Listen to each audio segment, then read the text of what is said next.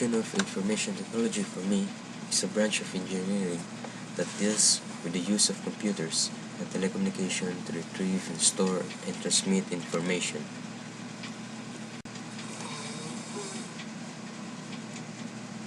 Internet, how it affects our world and to reality.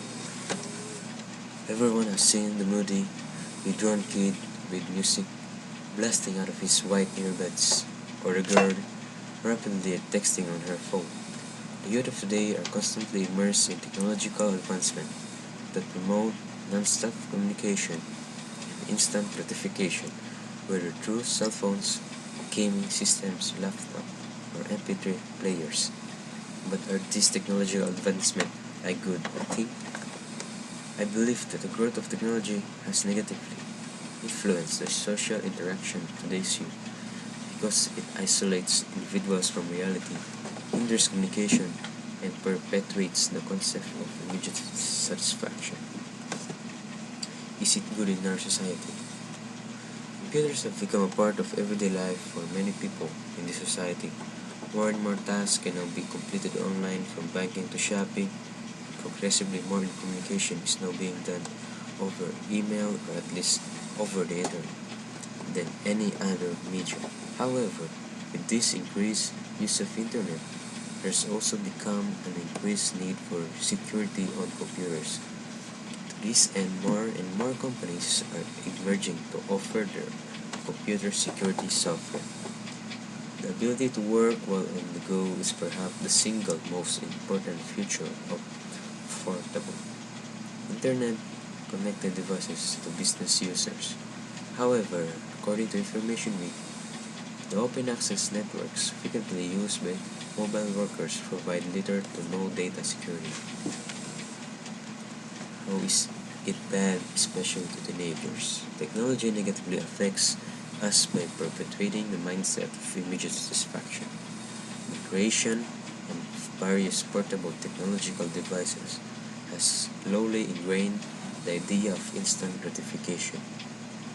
With gadgets like the PS3 or Nintendo DS, which allow us to play games anywhere, or cell phones that let us keep in touch virtually everywhere and anytime. We grow up learning that whenever we want pleasure and enjoyment, it will automatically be granted to us. I believe the advancement of technology has negatively impacted our social interaction because it detaches us from what is happening around us, obstructs communication, and spreads the concept of instant gratification. Society must be able to utilize technology while not allowing it to impede social interactions, particularly for those who are easily influenced during our formative years.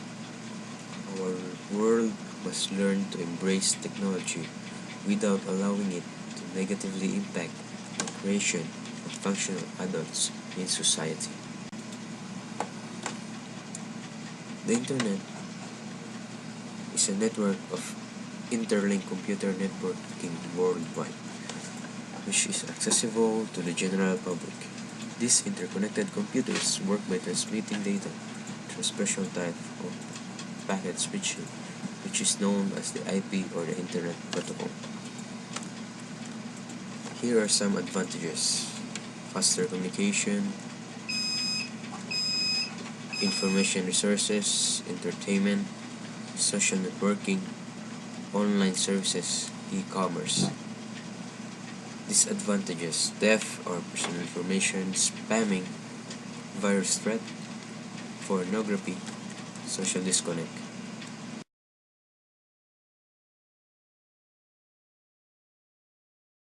Parents out there, there's a worrisome trend we need to tell you about. More than 20% of teenagers admit to sending naked photos of themselves to other teens. It's called sexting, and in Florida, it's a felony. Philip Alpert found this out the hard way after sending naked pictures of his girlfriend to his friends, and Philip joins us live now. Philip, as we understand it, about a year and a half ago, you got into a fight with your girlfriend, and I guess to get back at her, you sent out a naked photo of her that she had sent to you to lots of people, including your buddies, her relatives, even some teachers. What were you thinking that day? Well, actually, it wasn't my friends. What I did was I was really upset. It was early in the morning. I mean, not that it's an excuse, but I had her email address, and I just went in, I hit select all. I wasn't targeting, teachers or anyone specifically. It just happened that those people were in her email list. I see. Okay, thank you. And as a result of this, of sending out this naked photo, you got in trouble, and you ultimately were convicted of a crime that you say went well beyond the act that you committed. What were you convicted of? Technically, I was convicted of sending of child pornography. You are now classified as a sex offender, and as a result, we understand you have been kicked out of college, you are on probation for 5 years, you had to register as a sex offender, you have to take a mandatory sex offender class for $1,500 a year, you're not allowed to use the internet, you're not allowed to live with your dad because he lives too close to a school. What has your life been like since this happened to you? Well, just from what you mentioned there, you could probably imagine it's been bad, but knowing also that my neighbors come to my house and try to talk to me, make sure I'm not going to harm their children, that former friends of mine no longer wish to speak with me, family members are absolutely just, crushed because of this. Luckily, they've stood by me, but I know that I've hurt them at the same time, and it's not something that I ever wanted to do. It's something that I highly regret. I really do, and not just because I got in trouble, but because I know I hurt the girl, her family, and my friends and my family, too. And do you think that the punishment fit the crime? I don't.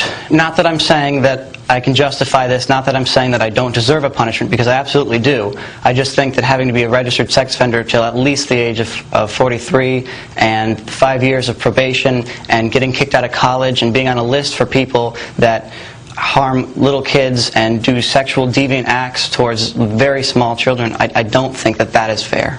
And yet, Philip, you pleaded guilty to this. Why did you plead guilty to child pornography? Actually, I pleaded nolo contendere, I think it is. I did not plead guilty to it. Okay, thank you for that clarification. Let me bring in Peter Johnson, Jr. here. He's our lawyer. He's on our set here. Yeah. You've heard this. This does sound disproportionate to the crime, doesn't it? Well, I'm sympathetic. He seems like a nice young man who made a mistake. You had a lawyer when you pled no contest to the charge, right? Yes, I did. And the girl whose picture you sent around was 16 years old. Yeah. And you sent it to her parents and her grandparents and teachers, right? Yes. What do you think the right punishment would be? Because people are sympathetic to your plight. You seem like a nice young man. What should be done? And do you have a lawyer that's trying to undo this now?